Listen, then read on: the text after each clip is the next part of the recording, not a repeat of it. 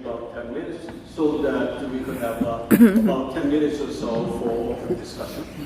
Mr. Ford is the founder and CEO of the Conscious Capital Management and the leader in reforming the international financial advisory industry through the power of money to make the world a better place. It's interesting to note that the Washington Post called him shaman of Wall Street.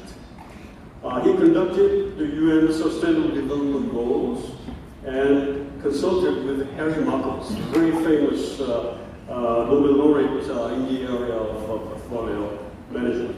The UN Sustainable Development Project successfully embodies his ideas and visions. With that, let's welcome Mr. Ford for his discussion.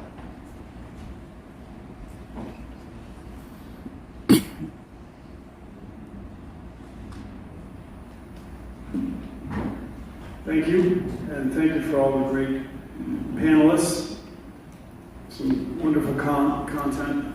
Thank you for TV CHOSUN and Yongsuk Park, who has invited me, and thank you to South Korea. This is my first visit here, so I'm very happy. So hold on. Good, good. Thank you. It's wonderful to be here, and you know, when we talk about all of the positive things and the challenging things that we have before us as a nation, as a world, it can sometimes be very depressing and sometimes very exciting, depending on how we look at that. And so what I'd like to do in the next few minutes is give some perspective. We heard some comments about systems-based thinking, really getting to the root cause and opportunity of where we are as a world and the opportunities we have. And so I'd like to step back a little bit and think about ancient wisdom. And there's such great wisdom that's been around our globe for many years that we tend to forget. And when some of the ancient shamans and wisdom keepers will come and visit different parts of our world, they will look around and be aghast because they will see our species sleepwalking, literally going from one thing to the next, back and forth from work to home, maybe a little vacation in between. But the problem is, none of us are here. None of us are present. Our thoughts are always thinking of something in the future or obsessing about something in the past. And as human beings, we are beautiful people. We are filled with love and kindness and potential. And they will say, if we just come present, if we just come into this moment, we'll begin to realize what we are doing to the earth and to each other. And we won't need to have to spend time trying to intellectualize it because we will feel it in our heart. We'll know it in our soul. And so one of the things that happens when we sleepwalk and we're not here and we're not present is we use things like the two most powerful things we possess as a species. Our consciousness, meaning everything that we are before what we think, before we act out into the world. Being conscious, being here. So the two most powerful things are, first, our consciousness, and the second is this thing called capital that we've created, or capitalism. And until we put those two things in the same room together and work with those, we will not have the scale or time to save our species and all of these wonderful animals and the planet itself that we're taking down with us. So when we talk about the opportunity, first let me just tell you a little bit about the work that I've done. I live in two different worlds, which is not normal. I live in the world of consciousness and teaching. I have a book coming out in 2020. We do training and education on consciousness to lift the evolution of the consciousness of our species. And I've spent the past 30 years in Wall Street and working with markets, big mergers, and all of the business aspects that happen in our capital markets. I'm also have been asked a couple of years ago by the United Nations to lead a movement called the Future of Capital. And the future of capital, quite simply, is about what I was expressing, the nexus of consciousness and capital. And I was blessed to bring together 50 of some of the greatest minds around the globe at the United Nations a couple of months ago for 2.5 days for a very profound meeting, and then a couple days working along with the World Bank a few days afterwards. This graphic right here will show you pretty quickly where I think the problem and opportunity is for us. We have a supply that's happening in the marketplace, meaning products, just like we heard by all these great speakers today with opportunity zones, and many other types of products that are working with socially responsible investments, or environmental, social, and governance, the ESG investments. And I'm going to give you a little look into the United States markets to give you a feel of this massive trend, this future trend that it seems like many people are missing. And in fact, the United States markets are ill-equipped to be able to handle. But there's a huge supply of these great investments where you can do well and do good at the same time, which is what we heard today.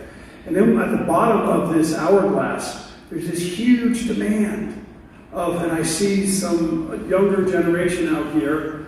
It's millennials, the younger generation, the women, and evolved men that are saying we no longer are interested in having our investments degrade the earth or support child labor in third world countries just because we're unconscious about it. We will not put up with that anymore. And it is driving $60 trillion of transfer of wealth. The problem we have is in the middle, this pinch point. And in the middle, that's our inability in our markets to be able to provide a marketplace to fill the gap between the wealth and the demand.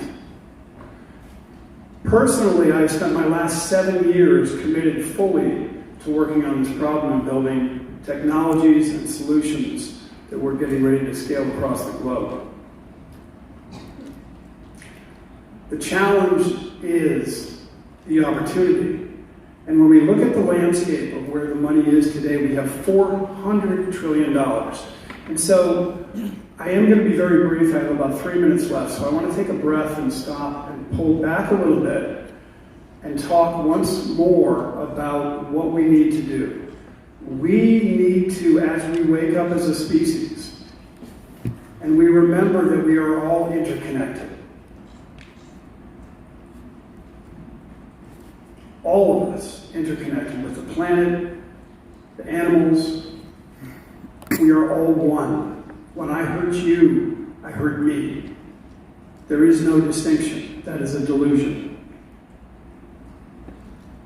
And our markets, paradoxically, that have brought us to a point of destruction because they've been misused with greed and consumerism, are the tools that bind us, because we are entirely interconnected with our markets today, and that's incredibly good news. So that's a call for all of our nations to come together and use this tool that we've created called capital. We have $400 trillion of that sitting to be deployed to make significant, rapid shifts.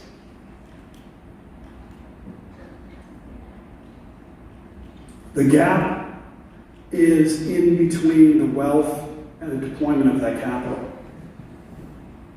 As you can see, we have inefficient conduits for directing these conscious type of investments, the socially, environmental. And there's a general lack of understanding. The challenge is, how do you have that conversation and how do you work with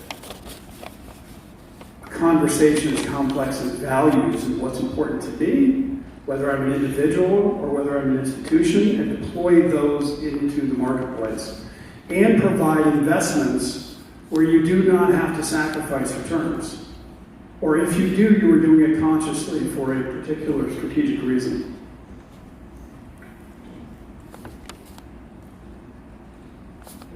The United Nations, in the development of the Sustainable Development Goals, as Ban Ki-moon was saying this morning, are a wonderful tool for all of us to use. 193 countries come together and agree on something.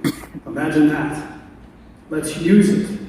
And let's utilize these as a positive proxy to help evaluate what's important to us to move forward, to leverage and break through with those markets.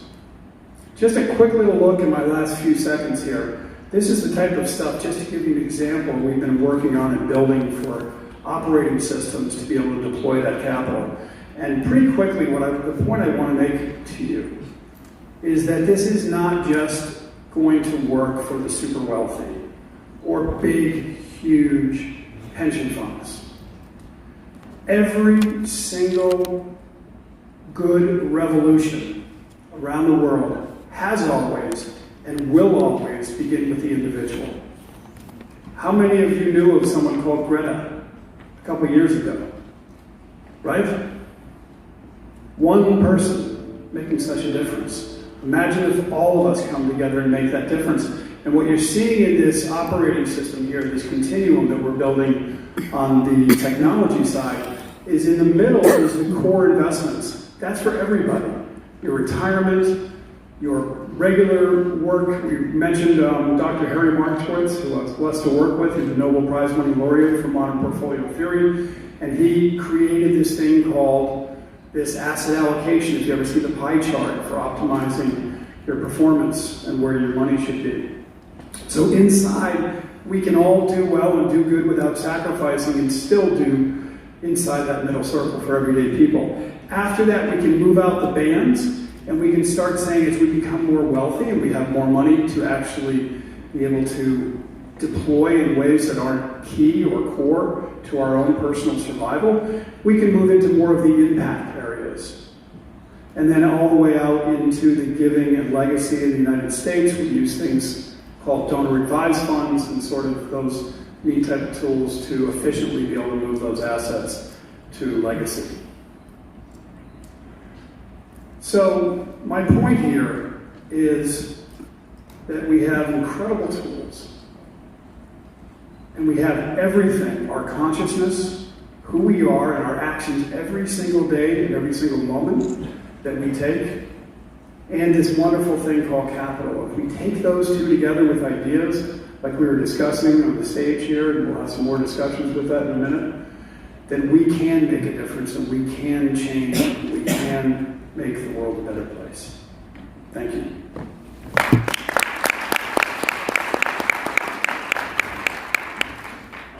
Thank you, Larry, very much for your speech on conscious capital.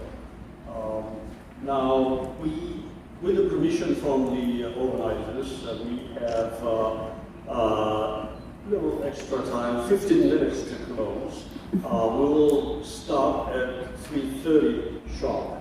So until then, first of all, before we open the floor for Q&A, I would like to pose a question with our panelists. The intention is to draw from their wisdom and exceptional insight and experience in the area of opportunity zones and related issues from the perspective of Korea. I think I'm speaking this for the interest of our audience and perhaps organizers. What these experiences, the stories we have heard today,